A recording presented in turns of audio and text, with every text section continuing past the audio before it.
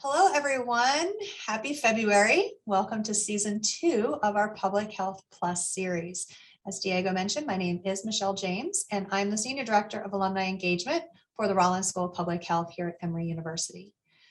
Our Public Health Plus series was created by the Rollins School of Public Health Alumni Board's Career Development Committee in partnership with our dear friends at Orange Sparkleball to really examine the spaces where public health can intersect with other disciplines. We seek to discuss that work and hopefully broaden our thinking. We are thrilled to have Nezahualcoyotl Xiuhtecutli and Roxana Chicas in conversation today to explore the intersection of public health and advocacy.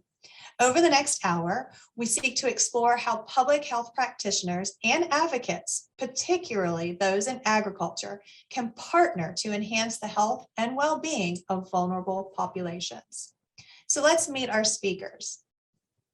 Roxana is the assistant professor at the Nell, Hodgson, Woodruff School of Nursing here at Emory University. She researches occupational and environmental health disparities, investigates the psychological effects of chronic heat exposures among agricultural workers. And she previously completed her postdoctoral fellowship at the School of Medicine here at Emory as well, focusing on the impact of heat exposure and dehydration on renal physiology and pathophysiology. She is a bilingual, bicultural nurse scientist, and she is committed to conducting research that informs policy to advance environmental justice. We also have Neza with us today, who is the General Coordinator of Farmworker Association of Florida, a grassroots organization founded in 1983 with over 10,000 members. He is completing a PhD in anthropology at Tulane University and has over 15 years of experience working in rural communities in the US, Southeast, and in Mexico on issues of labor, health, and indigenous governance and economic systems. He also holds an adjunct appointment here at Emory in the Emory University's Nell Hodgson School of Nursing. We are thrilled to have you both with us today, and I will turn it over to you. Hi, everyone. So happy to be here. Hi, Nessa. Roxana, good to see you again. Good to see you too. So just to kind of give a little bit of background, Nessa and I have been working together now for 6 years. Is that right? Yeah. So when I started my doctoral program in 2016, he actually also started at the Farmworkers Association of Florida. And 6 years later, he's now the Farmworkers Association of Florida General Coordinator, which, by the way, he is the General Coordinator of the largest agricultural grassroots organization in the state of Florida. And I'm now an assistant professor at the School of Nursing. So I'm so happy to get to talk to you, Nessa, and tell us a little bit about yourself and your background. Oh. First of all, thank you, everybody. Thank you, Michelle, for that great introduction. And thank you, Roxana, for also that awesome introduction. It's always been a pleasure working with you, and I hope we can continue doing this for another long while. So, as you know, I'm a Mexican immigrant. I came to the United States, to South Carolina in the year of 1988.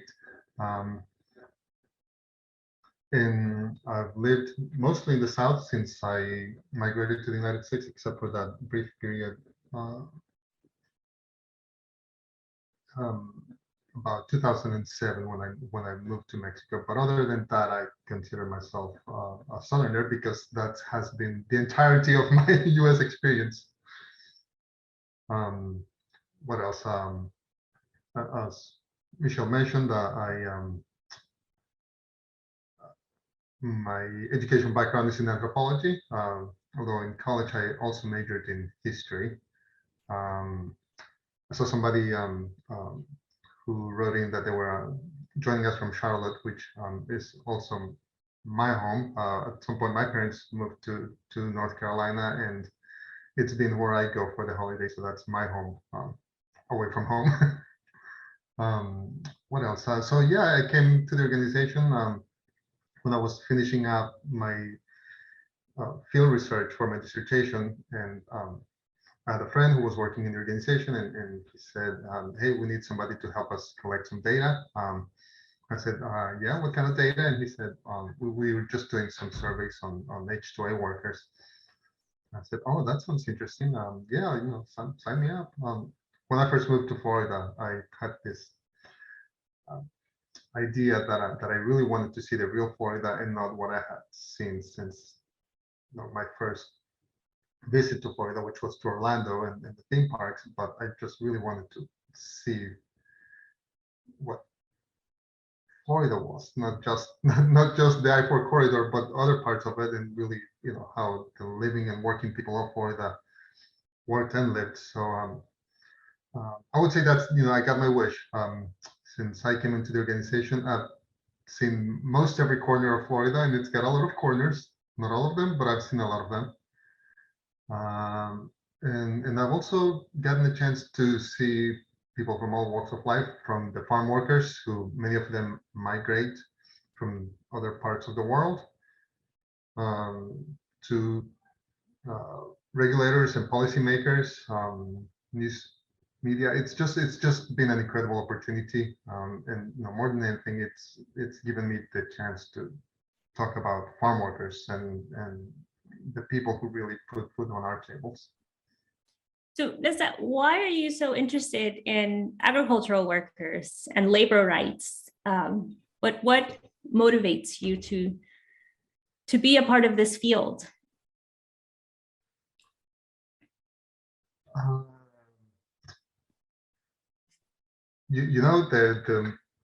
The real reason that I've always been interested in labor rights is because my grandfather, who I never met, used to be a labor organizer back in Mexico. He used to work for a brewery, and he started, I guess, making a lot of noise, and he died. He was killed when my dad was 7 years old.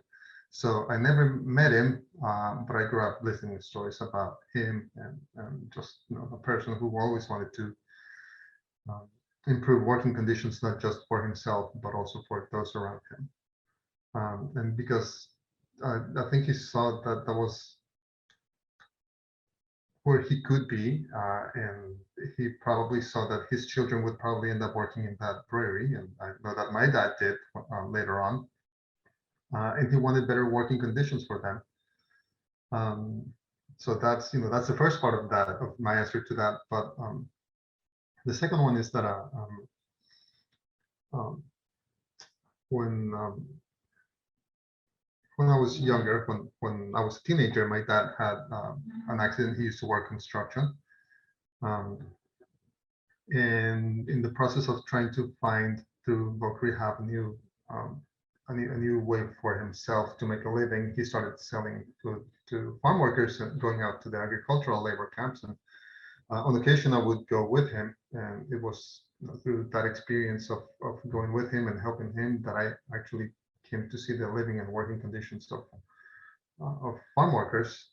And then when I was doing my research for my dissertation, I actually got to live with agricultural communities in central Mexico. So it's been a combination of different things. So when the opportunity came to work for the Farmworker Association of Florida, it was just, I felt like a calling, like something that I kind of had been waiting for.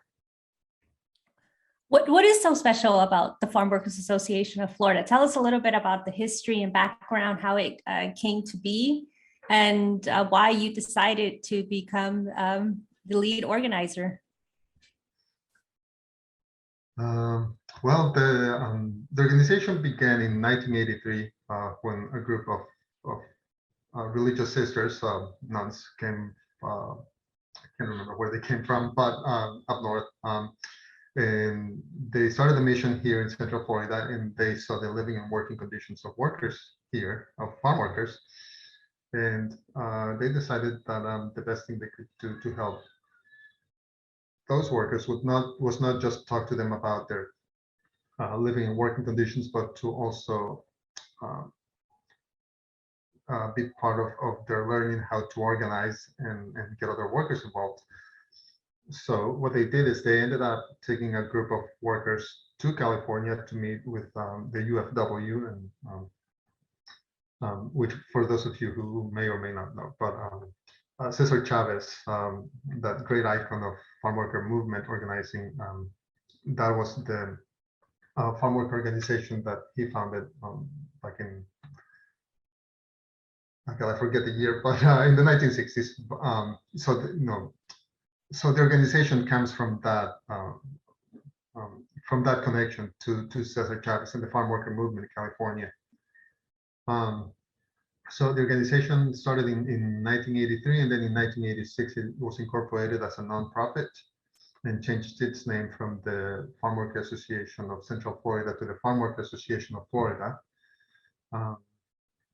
And then from there it really grew out of responding to the needs of farm workers in the area, whether those were health and safety, pesticide exposure, access to food, all those things that we think of like really some of the most symptomatic effects of inequities and health disparities were just kind of already in the community. And so the association started responding to those. And then in 1987, it founded its office in Pearson. And then the next 3 offices just came out of what we call just recovery, which is a term that has been kind of in use to refer to how the inequity of when there's a natural disaster, a lot of aid goes to those people who are more able to get those resources, who can raise their hand and say, hey, I'm here, but farm workers are not in a position to do so. So in 1982, when Hurricane Andrew hit South Florida around Miami, the Homestead area was really devastated, and a lot of farm workers did not qualify for FEMA aid. So FWAP ended up sending a contingent of organizers, but also worked with people on the ground who were already there and started providing some direct assistance in terms of help to pay rent, provide shelter, utilities, food to the local community there. And that's how that first office was established in 1992. So if you're paying attention today, this year will be the 30th anniversary of the founding of that office. Then also the office in Immokalee came about because as a response to some flooding that took place around Bonita Springs in 1995.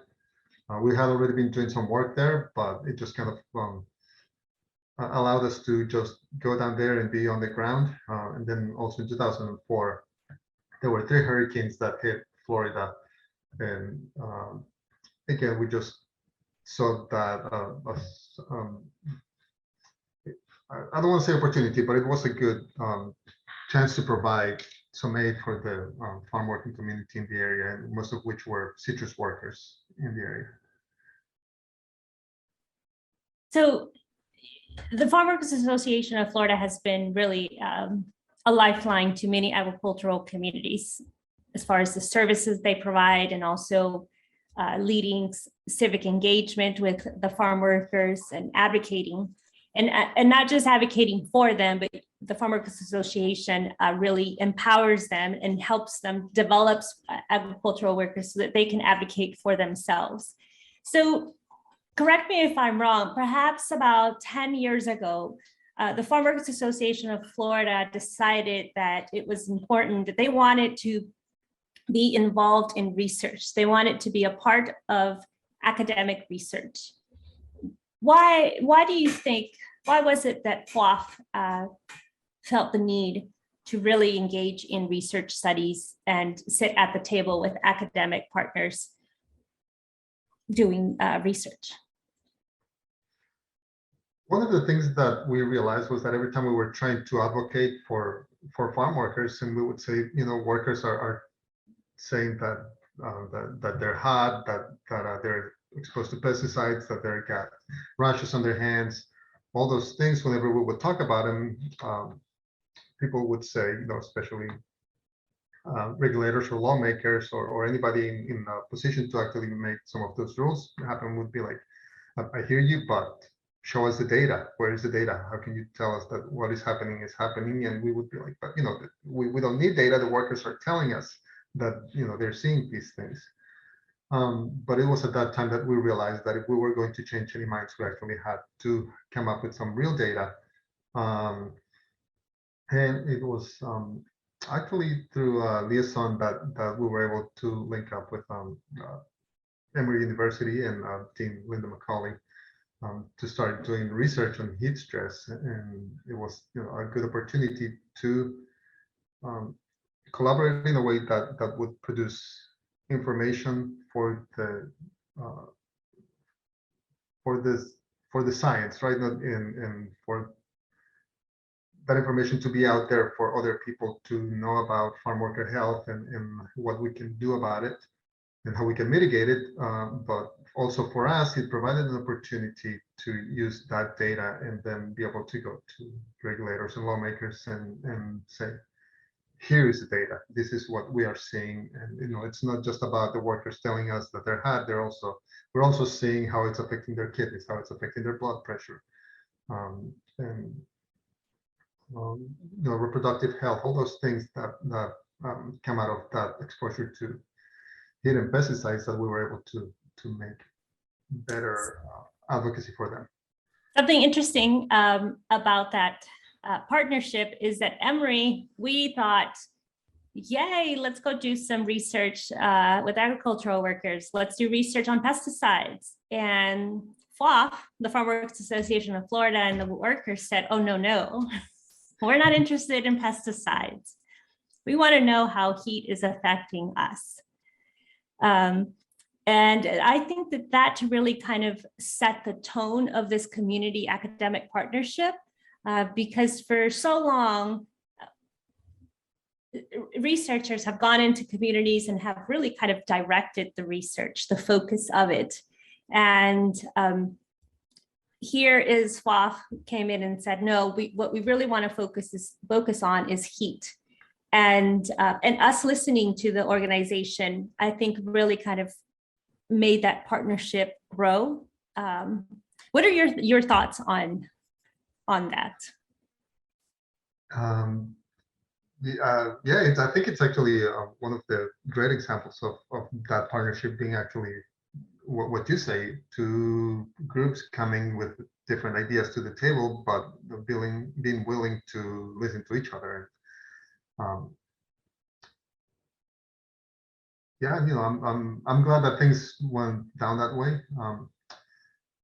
Something else I want to add about the organization is that the way that the organization is structured is that its leadership comes from the bottom up. So each office has its local leadership committee, and that leadership committee elects members to the board. And so the board is made up of farm workers or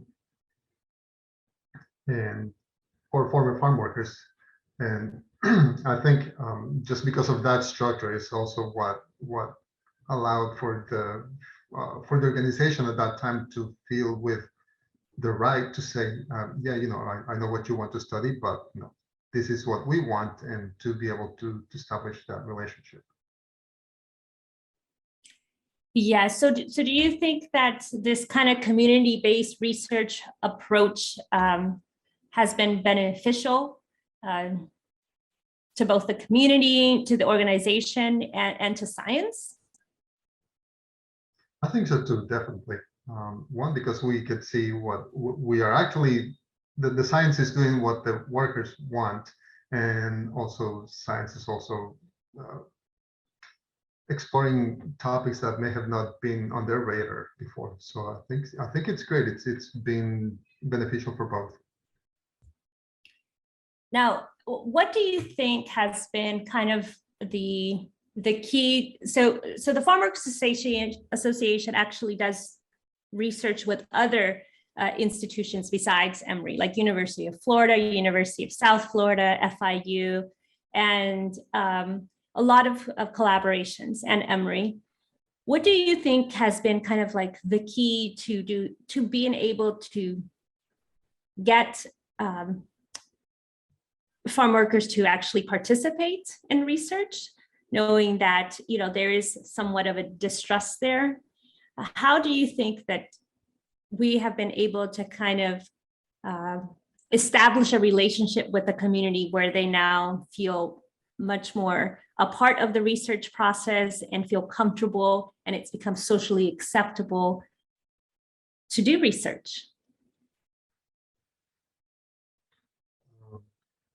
Well, as you say, it's a process, and as you are also pointing out, there has been distrust because in the past researchers, and then I'm not just talking about dealing with farm worker health, but in many fields of science, a researcher would come in, just collect data, and the community would never hear of that researcher again. Then, eventually, maybe some years down the road, they would see that, oh yeah, this was published with information that was gathered here in the community, and it probably wasn't those same farm workers, but maybe their children would find an old book and be like, oh hey, this was on my mom and dad. My mom and dad are interviewed as part of that book's research. So I think that two things that have played a key role has been, one, the way that researchers have asked for input from the community. On one, what they want to have, what they're interested in finding out about their own health, and also what the research community has given back to the workers. And of course, as many of you know, when a participant takes part in a study, they get an incentive. But I'm not talking about that. I'm talking about, we have done it especially with Emory, where we give them actual results on their health there on the field during the course of the study. Like, we can tell them about their lipid panel or their glucose levels. Just any of variety of things that they may be interested in. Sometimes they don't have anything to do with the study, but providing that information there on the fly does actually help the community be interested and wanting to participate, because many farm workers don't have access to healthcare. That may be the only chance they have to get their glucose levels read. Maybe not in their lifetime, but in a year or so. Yeah, I think that's been a big part of being able to get the community to participate. Definitely. I know that when we started, it was important for us, and maybe this has to do with the fact that the School of Nursing, nurses are kind of also, are the ones leading the research. And I think that from our point of view, our lenses, it's very important, and we share this with the Farmworks Association of Florida, in that it's important to give people their results, to give them, aside from a gift card that we give them, but they want to know, like, right now in this moment, what can you tell me about my health? Not something that's going to be sent to the lab and then it's going to take weeks, months before results come back. Or sometimes results come back, but they have no meaning yet, practical meanings, clinical meanings for them. And so we started off by just doing, looking at their glucose levels, their blood sugar levels in that moment. And as we continued doing research, the workers started asking, can you check for my cholesterol levels? Are you able to check A1C? Are you able to, and from us listening, I think now when we design studies, we're adding these types of kind of screenings to the study to provide this service to the community that really needs it. And I think one of the other key things is that we give these results back in their language of preference, which in our case is Spanish. And I think it's really, for me, I feel like that has been very powerful for the community to be able to engage with a healthcare provider, a nurse, about their results, and having time to talk about it and not just speed through, trying to get participants in and out, and taking the time to talk to them. And the Farmworkers Association, having the infrastructure there that when a participant needs to be referred out, you have already a clinic that you've established a relationship and are willing to accommodate workers and get them seen. I think that that's just quite amazing that, we can do research, but also help the community in that moment. Do you feel the same way? Do you feel like the community is benefiting from biomedical research? And why do you think it's important for agricultural workers to be a part of biomedical research? When oftentimes I hear, when you read the consent, you say, this will have probably no benefit to you if you participate in this research study. Well, we say that because again, they may not see an immediate benefit in the sense that they may not get results other than what we're giving them right at that moment. But I think that's also part of our work as a community grassroots organization. I think it's one of the best part that have come out of this collaboration is we're not just there's a little bit of education there on the importance of participating in a study, because you may not see it for your own benefit, but other farm workers may benefit from it down the road. Also, another piece is there needs to be more variety when we do clinical research, or diversify the population that clinical research is done on groups. So it's I think that that in itself is important to have farm workers be part of the study, because they are working under very specific conditions that may not be represented otherwise when we're doing scientific research. Yeah, I think also,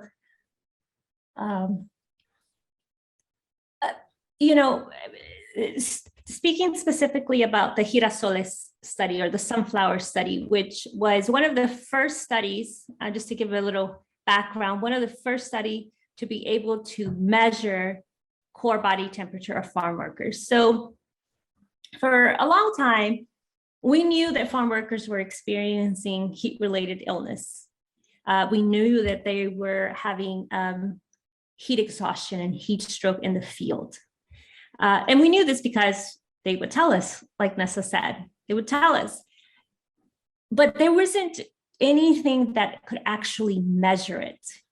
And so what we did was we designed a study where we gave them core temperature sensors. And these were, it looked like pills that the farm workers would swallow, and then it would track their core body temperature every 30 seconds. And so your core body temperature should not go over 38 degrees Celsius or 100.4 Fahrenheit, because that is, once you go over that, it's considered to have, you have a fever. And so when we did the study, we found out that, in fact, the workers' core body temperature was going over 38 degrees Celsius. And it was being measured. It was objective. You could see the data, like you could not deny the data. In addition to the workers also reporting what symptoms they felt that day. And we could also, we were also able to measure how hard the workers are working. And so we've done this in Florida. The University of California has done that in California. And for a long time, there has been this kind of push. I don't know if everyone knows, but there are no federal heat protection standards for workers who work outside, especially agricultural workers who have perhaps the least amount of labor protections of most occupations. And so with these studies coming out showing objective measures that workers were experiencing heat-related illness symptoms, many years we are really at a really amazing point as far as OSHA. Would you agree, Nessa? Do you want to speak a little bit about that? Sure. And how the Farmworks Association of Florida has also helped lead to this very important moment where OSHA, the Occupational Safety Health Administration, is now in the process of drafting rules to have federal protection standards for outside workers.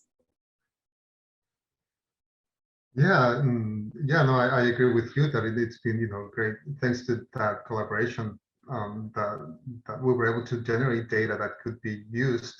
So when OSHA, towards the end of last year, decided that they were going to make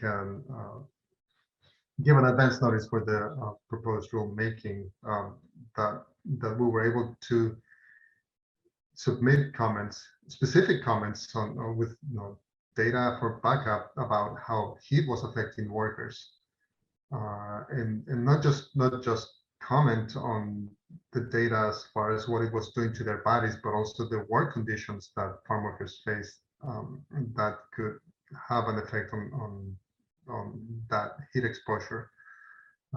And again, it wasn't just Emory, it wasn't just the Farmworker Association of Florida, but it was there were a lot of people who had vested interest in making sure that their comments made it into the comment process for the rulemaking.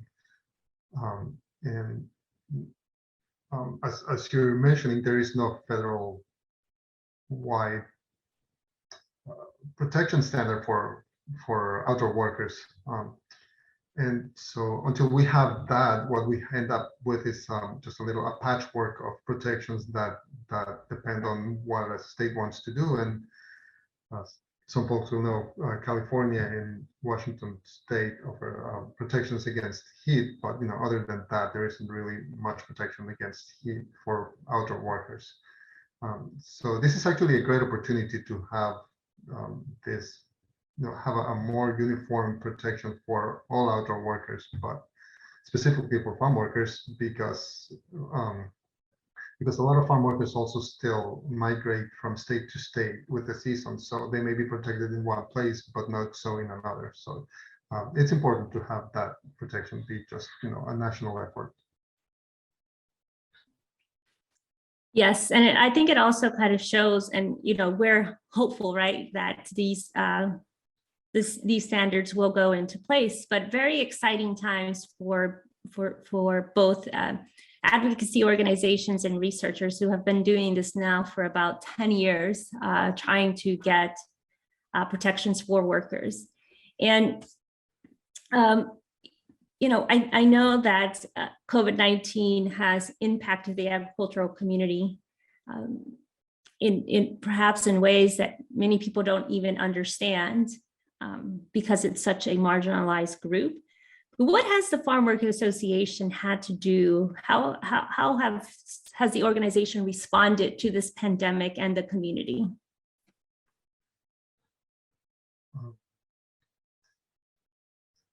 I think one of the first things that popped up was availability of testing, and it wasn't because tests weren't available, but people didn't feel comfortable going to a pharmacy or state or county site where testing was being done. So we worked with another research collaborator to get some testing available to the community.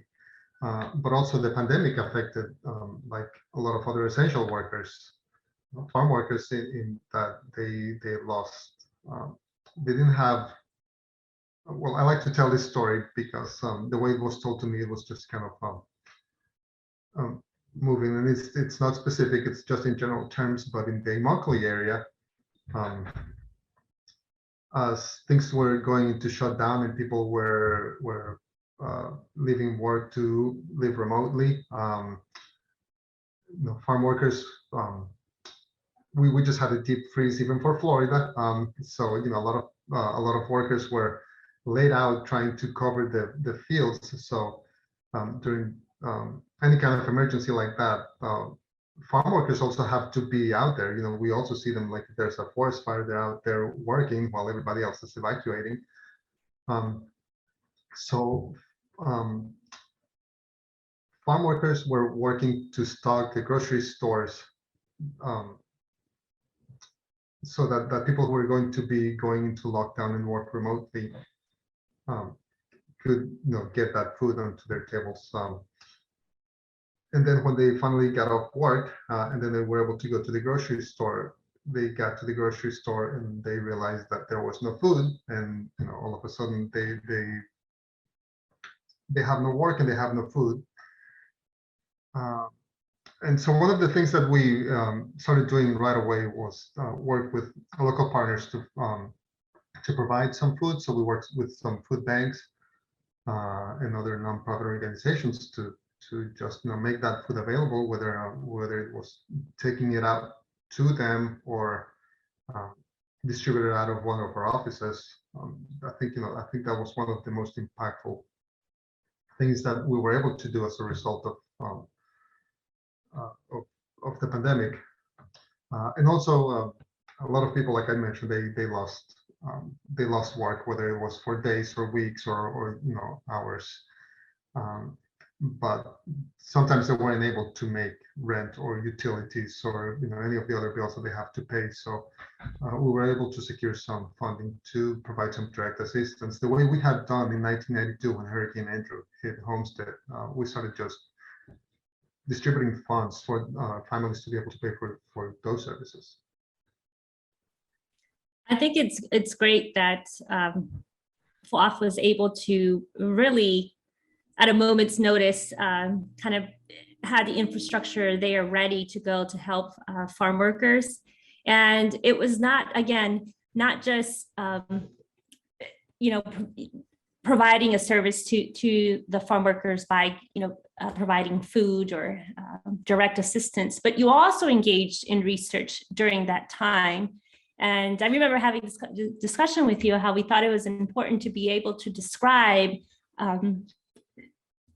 you know, how the farm worker community was being impacted by them, and what was their thought process about, you know, testing and symptoms and vaccines, and would they get the vaccine? Did they get the vaccine?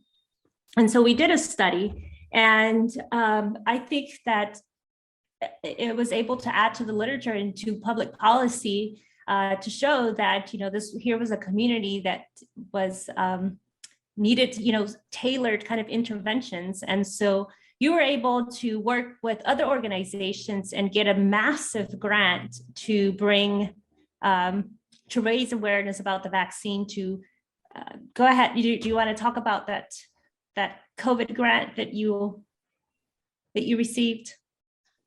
Yeah, so we partnered with Alianza Nacional de Campesina, which was the main grantee, and then there were I think 18 other organizations that were part of that grant, but it was from Hodgson. We were we just, that has been our work for the last 10 months, just, you know, going out to the community and educating about the vaccine, whether it's safe, and, you know, of course it is, but you know, there has been a lot of hesitancy and there has been a lot of misinformation. So that outreach has taken, you know, as many forms as we could think of to counter that misinformation and provide some more accurate information, and not just that information, but also work with other partners to make sure that the vaccine was available for people after hours, in their workplace, you know, during weekends, because, you know, that was another barrier to getting vaccinated.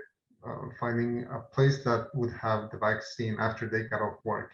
And it's not just after they got off work, but also after they pick up their kids or and FOF became one of those sites, had sites so that workers could go to your offices and have the vaccine done there in a place that they trusted, and that they could also get some other things done while they visited the office.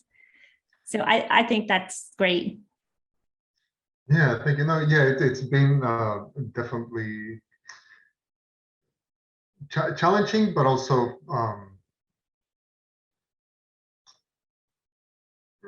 rewarding to be able to work with the community and find different ways to address some of those needs. And so I'm not going to lie. It's been, sometimes we have to kind of like respond quickly and be quick on our feet, about where we're going to go with information, or it was a lot of just responding to day-to-day events.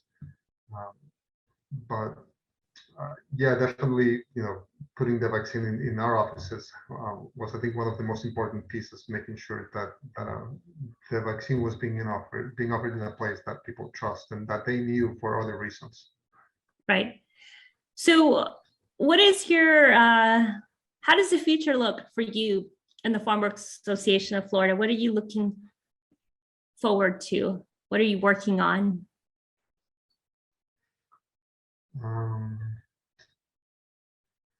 Well, all kinds of things, but to start off with health, well, we're continuing to find ways to show how heat is affecting farm worker health and how it's affecting their bodies. Also pesticide exposure and being able to document pesticide exposure and how it's affecting their bodies. Heat, after all, is not that controversial an issue, but pesticide exposure is. And so, we also realize that it's also something that needs to be addressed, and we would like to continue working on. At the grassroots level, we're also a community organization, and a lot of our members are undocumented, and so we just continue working on labor rights and immigrant rights and know your rights. And yeah, ultimately, what we would like to see is a way for farm workers and undocumented Americans to be able to find that path to citizenship, because a lot of them have been here for a long time without any other way to live a normal life. But just some of the people that I see every day, I just want to see them and not have to think, not about me, but I just think it would be rewarding if they didn't have to worry every time they get behind the wheel to go to work, to go pick up their kids, to go to the grocery store, whether they're going to be stopped and detained and sent twice. And do you have any resources or ways that people can get involved with your organization? Well, you can always visit us at floridafarmworkers.org. There are a list of things you can do to help support your organization, including donations, but also we're always looking for volunteers and engaging with the community, being part of our day-to-day operations. We also offer toxic tours, and we're doing a lot of that's another thing we're going to be working on for the next couple of years, climate justice and how really the farm worker movement has a lot at stake in climate justice, and how there are solutions within the farm worker movement to address climate change. So a lot of our work will also be in education. So, if any of those things call you, reach out to us. My LinkedIn was dropped in the chat, but also the organization is in LinkedIn. We're on Facebook, Instagram, Twitter, and just reach out to us and tell us, hey, I want to be part of building power for farm workers. That's awesome. Thank you so much, Nessa, for this wonderful talk. I guess we can open the floor now if anybody has questions. Yeah, I think it is the right moment for us to start asking our audience today if they have any questions. Please feel free to drop them in the chat. If not, also feel free to unmute yourself and ask the question. If you think that will be better than typing it in, that's probably faster too. So feel free to, either type your questions or unmute yourselves and ask the question directly. I see Megan raise her hand, so go, Megan. Thank you. I'm really fascinated by the balance you've been able to strike between advocacy and research, which kind of reverberates into a whole bunch of ancillary questions as well. But can you talk a little bit about how you strike that balance, everything from trust in the community and true community benefit to kind of traditional funding is typically not necessarily, it's hard to move into new areas with traditional funding. Yet when you're integrated with communities, you're kind of on the leading edge of understanding where the research should go. So that kind of sets up, that's a challenge too. So I'm fascinated by this balance that you've been able to strike. And yeah, I would love to hear you talk more about it. Sure. Thank you for that question. I think, one of the, as you mentioned, it is, it's a balance and it has to be careful, but I think having the community being involved in the research design, in the sense that we're hearing from them, has allowed us to be able to focus on that part of where our funding for research comes from, because then we're getting that funding from our collaboration with Emory and other research institutions.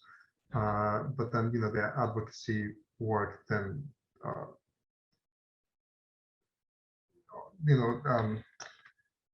it also allows us to come to show some data, although we have to frame it differently when we're talking about, this is what we want to do, and this is how we want to advocate, and this is how we want to talk about these issues. And on the other hand, we're also trying to diversify our funding, and part of our work is not just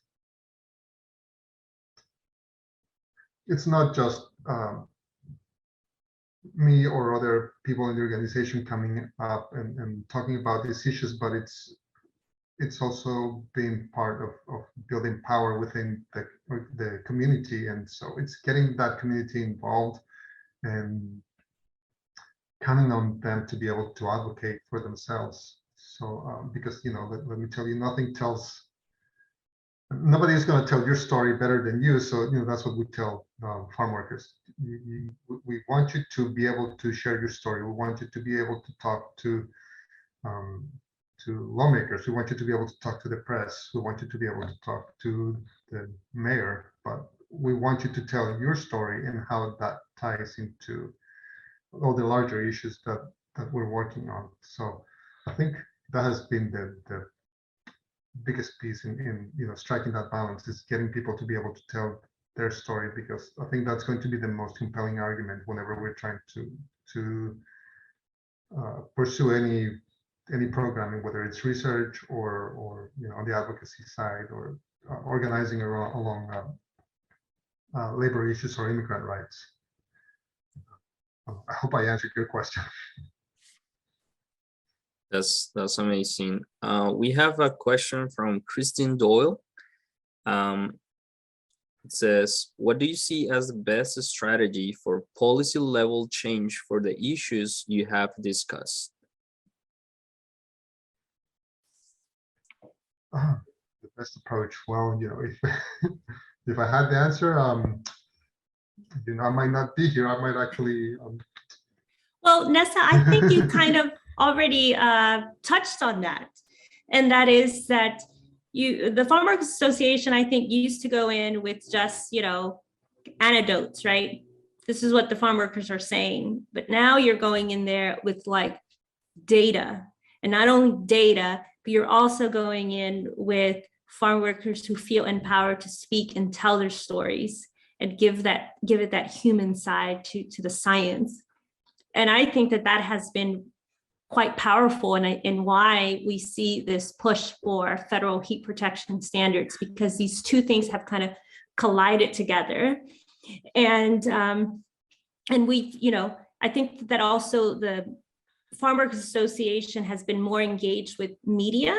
And so we hear more about the working conditions of agricultural workers. And I think the pandemic has kind of illustrated, to the general audience of the working conditions of farm workers and how valuable they are to society.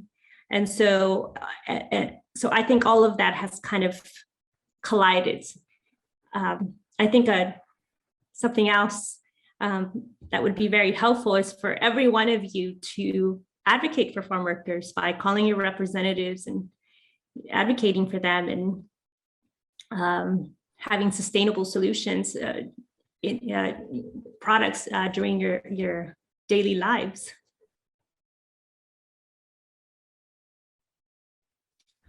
Sorry to jump in, Ness. No, well said.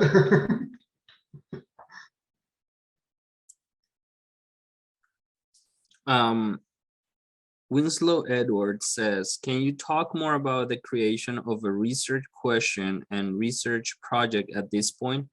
Where does the question start?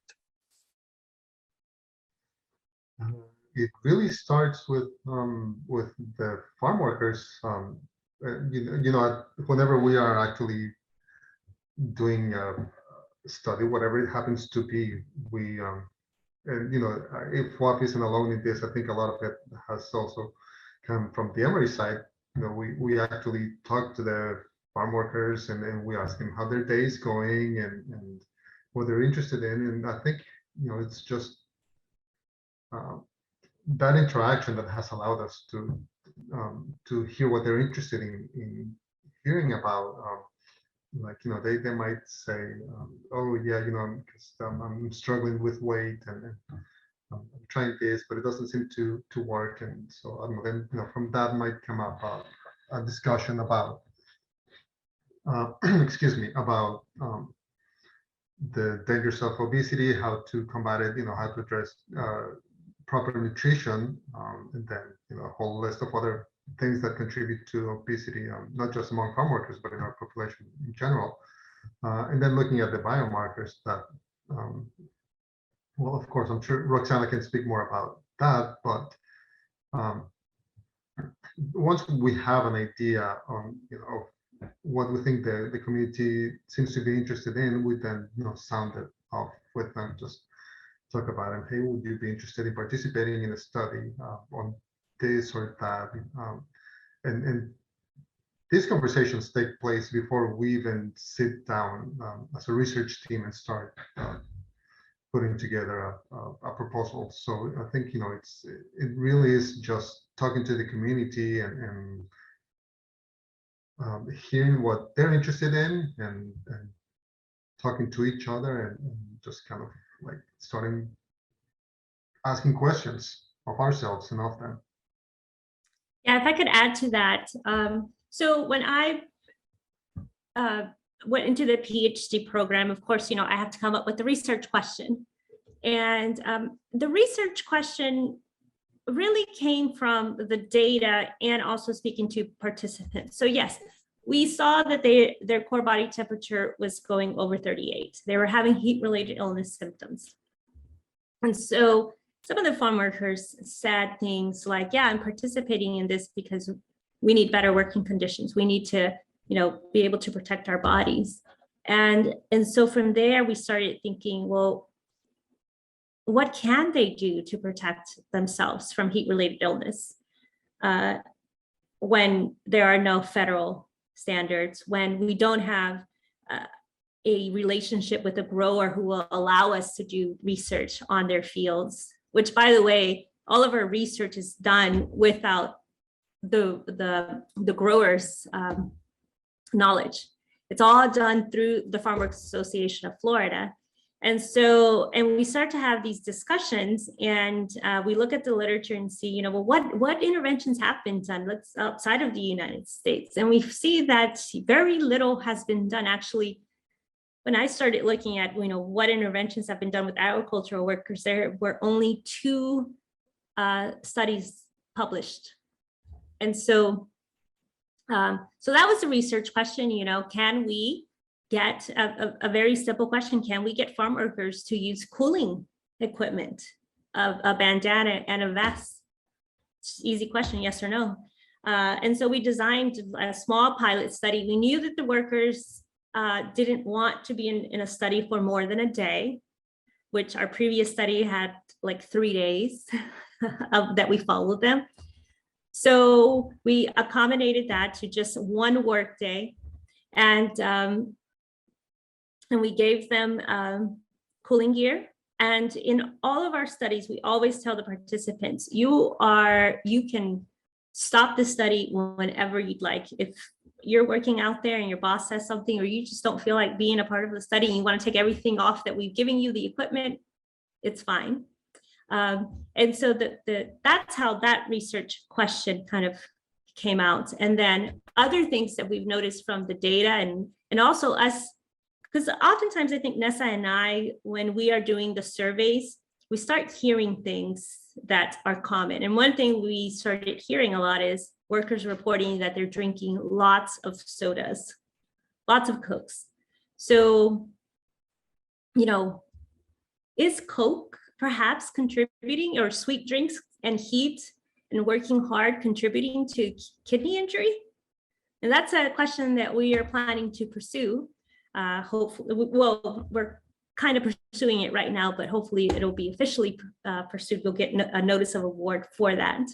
And what can we do to prevent acute kidney injury, which we've done a pilot study to see if workers would be willing to drink more water or drink water with electrolytes. So really starts with a simple kind of question, and you do a small kind of study, and then that grows and you tweak it.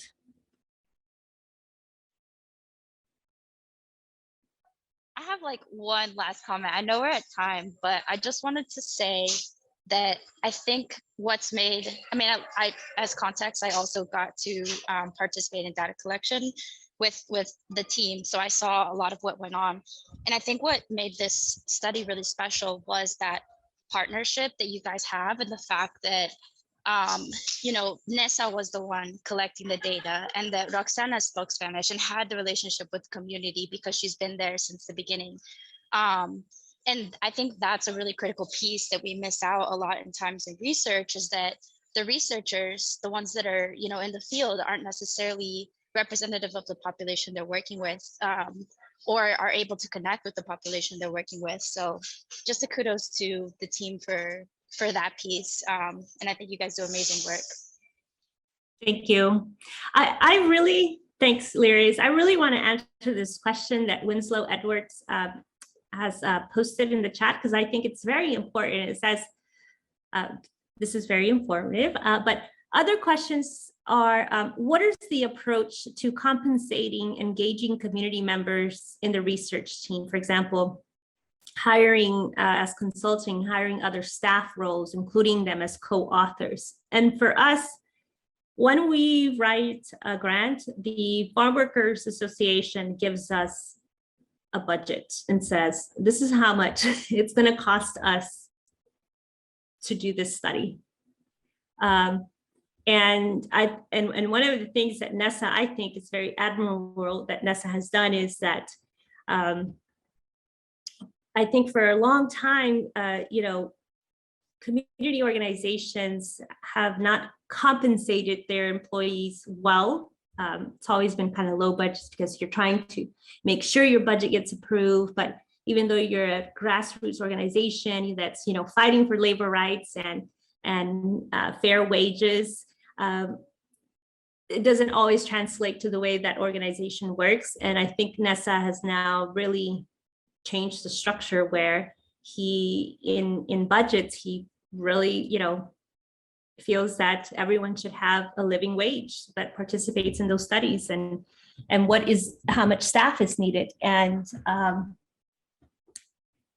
we, I think that his partners from multiple universities are respectful for that. And the other thing is that as far as co-authorship, we always, at least on the Emory side, we always include a community member in our authorship. And it's not just included, but we can't submit a manuscript to be published if the community doesn't approve of it, which in this case is often NESA. So it's really us listening, for us researchers listening to the community. And I think the community also should feel empowered to tell academic researchers, this is what we want, this is what we need, this is what's fair, we're equal partners. And having that really open conversations. What are your thoughts, Nessa? Yeah, I wanted to add a couple of things because it also touches on what Lear's comment. When we first started working together to an institution and organization, we each of us did our own thing, and although we're still doing our own thing, we kind of shared the space a little more, and it also helped that you speak Spanish, and that the team has also been more inclusive to be able to also connect with the workers and other FWAP staff. And I think also part of that involvement of the communities, because also our community health workers come from the community, but they get to see the instruments that are used and ask questions about it. And I myself have learned about all the different instruments that we use, and of course I get to also read the manuscripts and are more informed about that. But I'm also thinking of those community health workers who have had the opportunity to just come look around, see what it's about. It's no great secret. It's the instruments are there. They get to see how they work and ask questions. I know I also asked questions the first time I encountered some of those instruments. So it's I think that's one of the ways that our collaboration has also helped. Have the community be involved in the research itself.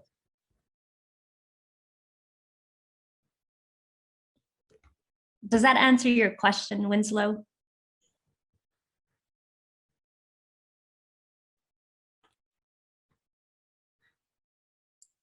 All right. I want to be cognizant of time for everyone. So if there's one last question, feel free to put it on the chat for Nessa and Roxana to answer. If there are not further questions, then I think we can conclude our webinar today.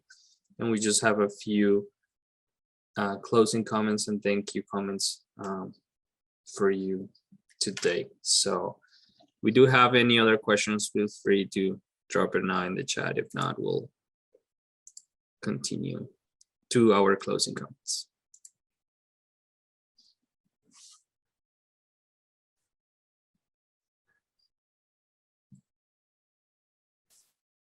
Okay. Nessa, Roxana, thank you so much for all of your time today. On behalf of everyone at the Rollins School of Public Health and at Orange Sparkle Ball, we very much appreciate you sharing your time and all this important information about the work that you do. So thank you. I also want to thank all of our good friends at Orange Sparkle Ball, Sophie and Nick and Diego and Megan for their continued support and partnership in this series. We do appreciate feedback on all of our sessions. Diego dropped the survey into the chat earlier at the beginning of the session. So please do take a few minutes to share your thoughts with us. We'll also send a follow-up email with the session recording and our survey. So if you don't have time today, we'll follow up with that.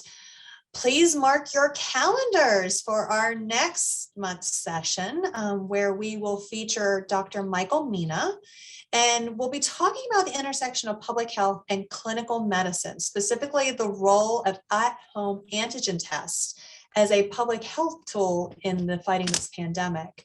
So please mark your calendars. We'll also share out information about social entrepreneurship and our health insurance equity sessions that'll round out season 2 of our Public Health Plus series. So with that, thank you so much for joining us again today. I hope to see you for our next session on March 1st. And if you have any additional follow-up for Nessa or Roxana, please get in touch with them. You've got their contact info. Thanks, everyone.